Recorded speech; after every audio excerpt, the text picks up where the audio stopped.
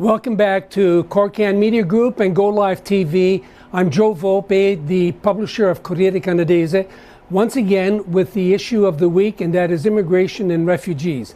Now, just before I begin the comment of the day, please allow me to smile and wish great happiness to the Bruno family. Today they won a decision. That decision says they can stay for quite some time, and we hope it'll be permanent, because they should be permanent residents. But their decision is right smack on target with the theme of today. And the theme of today is policymakers. Policymakers without valid political programs. Now, thinking of the Bruno family, how does one justify removing entire families from Canadian soil when the family is working, is integrated, and its children are well on the way to Canadianization through our own school system? Well, we have to maintain the integrity of the system, is the answer. Just as Minister Ahmed Hussein. He wants more people to come to Canada. He only asks that they follow the rules, so to speak, until they don't. Asylum seekers, 32,000 illegal border crossers from the USA have, over the last year, uprooted themselves from a safe third country, the United States of America, allegedly because they felt insecure as a result of President Trump's attitudes towards newcomers. Minister Hussein's first response when asked after consulting with the Prime Minister's office was to corral several of his MP colleagues and begin an information offensive in the U.S. collection centers housing other prospective border crossers. In a radio interview with the CBC, Minister Hussein was confident that his linguistic abilities and commonality of origin with many of the asylum seekers would allow him to stem the tide of the influx. Many of them were, like him, of African origin. They would have been impressed with his personal life journey from refugee to cabinet minister. And why wouldn't they be? We are. He represents a role model for them and their children, and our children. Why would they listen, though, to his message of go slow, go proper? The Prime Minister of Canada said that Canada welcomes them with open arms.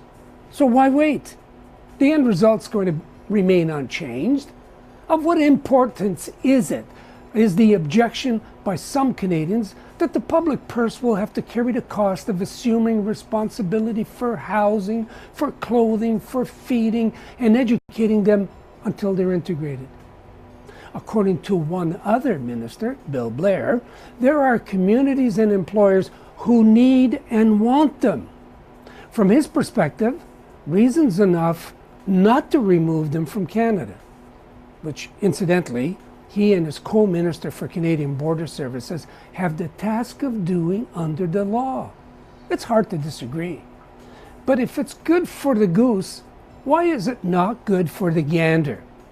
The economy of the Greater Toronto-Hamilton area is heavily reliant on workers who have made their way into the area, found a job, or started a business. Incidentally, that's a legal possibility under Ontario law.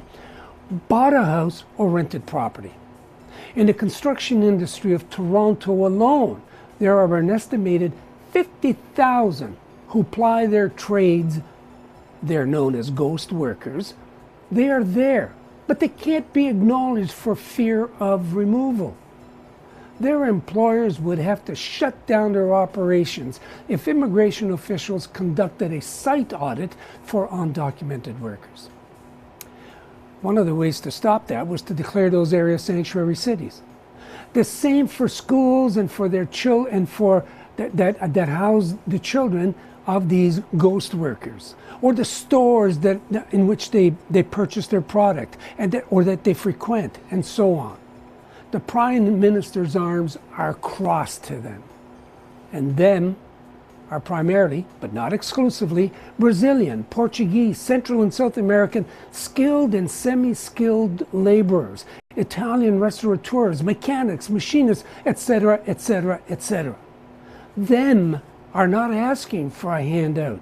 In fact, the average wage in the construction sector is $83,000 a year, overtime included, of course. Is the integrity of the system served by spending thousands of dollars to uproot them and remove these ghost workers and their children? Sounds more like a case of cutting off one's nose to spite one's face. Now, there must be a policy alternative. The question is Minister Hussein working on one? His predecessors in the Conservative government, Jason Kenney and Chris Alexander, had become objects of ridicule for their incompetence on the matter, and their party paid severely for it. It seems to us that Hussein just seems to have gone missing in action. On behalf of Corriere Canadese, Go Live TV, and Corcan Media Group, we invite you to stay tuned for further comments from us. Catch us on all social media or in Corriere Canadese. It comes out daily.